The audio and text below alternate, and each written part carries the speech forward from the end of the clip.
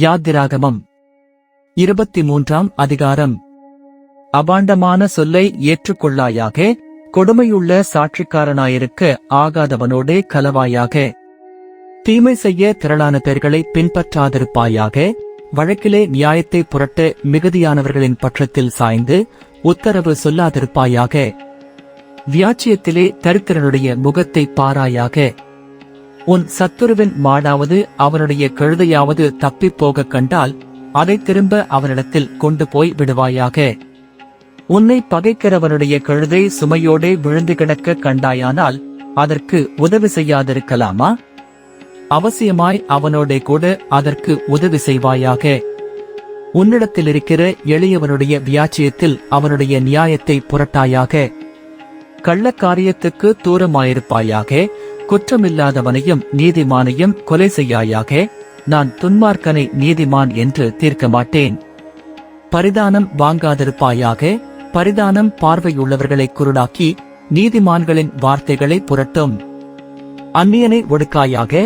எகிப்து தேசத்தில் அந்நியர்களாயிருந்த நீங்கள் அந்நியனுடைய இருதயத்தை அறிந்திருக்கிறீர்களே. 6 வருஷம் நீ உன் நிலத்தில் பயிரிட்டு அதன் பலனை சேர்த்துக்கொள். 7ஆம் வருஷத்தில் உன் ஜனத்தில் உள்ள எளியவர்கள் புசிக்கவும் மீதியானதை வெளியின் ஜந்துக்கள் தின்னவும் அந்த நிலம் சும்மா கிடக்க விட்டுவிடுவாயாக. உன் திராட்சத் தோட்டத்தையும் உன் ஒலிவுத் தோப்பையும் அப்படியே செய்வாயாக. 6 நாள் உன் வேலையைச் செய்து 7ஆம் நாளிலே உன் மாடும் உன் கழுதையும் இளைப்பாறவும் உன் அடிமை பெண்ணின் பிள்ளையும் அந்நியனும் இளைப்பாறவும் ஓய்ந்திருப்பாயாக. நான் உங்களுக்கு சொன்னவைகள் யாவற்றிலும் சாவதானமாயிருங்கள். அந்நிய தேவர்களின் பேரைச் சொல்ல வேண்டாம். அது உன் வாயிலிருந்து பிறக்க கேட்கப்படவும் வேண்டாம். வருஷத்தில் 3 தரம் எனக்கு பண்டிகை ஆசரிப்பாயாக. புளிப்பில்லா அப்ப பண்டிகையை கொண்டாடி நான் உனக்கு கட்டளையிட்டபடியே ஆபிப் மாதத்தின் குறித்த காலத்தில் 7 நாள் புளிப்பில்லா அப்பம் புசிப்பாயாக. அந்த மாதத்தில் எகிப்திலிருந்து புறப்பட்டாயே என் சந்நிதியில் விருங்கியாய் வரவேண்டாம். நீ வயலில் விதைத்து உன் பயிர் வேலைகளின் முதற்பலனை செலுத்துகிற அறுப்பு கால பண்டிகையையும் வருஷ முடிவிலே நீ வயலில் உன் வேலைகளின் பலனை சேர்த்து தீர்ந்தபோது சேர்ப்பு கால பண்டிகையையும் ஆசரிப்பாயாக. வருஷத்தில் 3 தரம் உன் ஆண்மக்கள் எல்லாரும் கர்த்தராகிய ஆண்டவருடைய சந்நிதியில் வரக்கடவர்கள். எனக்கு இடும் பலியின் இரத்தத்தை புளித்த மாவுடன் செலுத்த வேண்டாம். எனக்கு இடும் பலியின் கொழுப்பை விடியற்காலம் வரைக்கும் வைக்கவும் வேண்டாம்.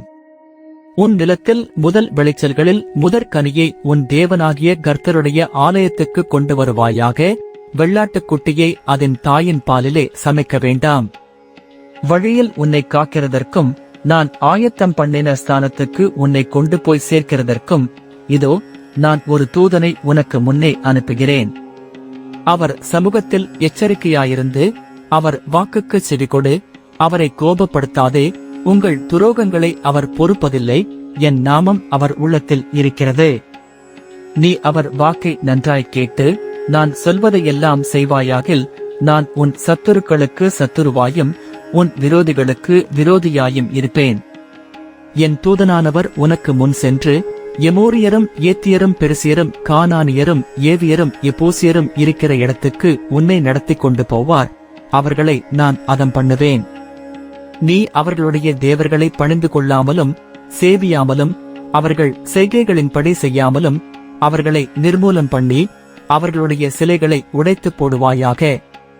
உங்கள் தேவனாகிய கர்த்தரையே சேவிக்க கடவீர்கள். அவர் உன் அப்பத்தையும் உன் தண்ணீரையும் ஆசீர்வதிப்பார். வியாதியை உன்னிலிருந்து விலக்குவேன். கர்ப்பம் விழுகிறதும் மலடும் உன் தேசத்தில் இருப்பதில்லை. உன் ஆயுசு நாட்களை பூரணப்படுத்துவேன். எனக்கு பயப்படும் பயத்தை உனக்கு முன் செல்லும்படி செய்வேன். நீ செல்லும் இடமெங்குமுள்ள ஜனங்கள் எல்லாரையும் கலங்கடித்து உன் சத்துருக்கள் எல்லாரையும் முதுகு காட்ட பண்ணுவேன். உன் முகத்திற்கு முன்னின்று ஏவியரையும் கானானியரையும் ஏத்தியரையும் துரத்திவிட குளவிகளை உனக்கு முன்னே அனுப்புவேன். தேசம் பாழாய்ப் போகாமலும் காட்டு மிருகங்கள் உனக்கு விரோதமாய் பெருகாமலும் இருக்கும்படி நான் அவர்களை ஒரே வருஷத்திற்குள்ளே உன் முன்னின்று துரத்திவிடாமல் நீ விருத்தியடைந்து தேசத்தை சுதந்தரித்துக் கொள்ளும் வரைக்கும் அவர்களை கொஞ்சம் கொஞ்சமாய் உன் முன்னின்று துரத்திவிடுவேன். சிவந்த சமுத்திரம் தொடங்கி பெலிஸ்தரின் சமுத்திரம் வரைக்கும் வனாந்தரம் தொடங்கி நதி வரைக்கும் உன் எல்லையாயிருக்கும்படி செய்வேன். நான் அந்த தேசத்தின் குடிகளை உங்கள் கையில் ஒப்புக் கொடுப்பேன். நீ அவர்களை உன் முன்னின்று துரத்தி விடுவாய். அவர்களோடும் அவர்கள் தேவர்களோடும் நீ உடன்படிக்கை பண்ணாதிருப்பாயாக.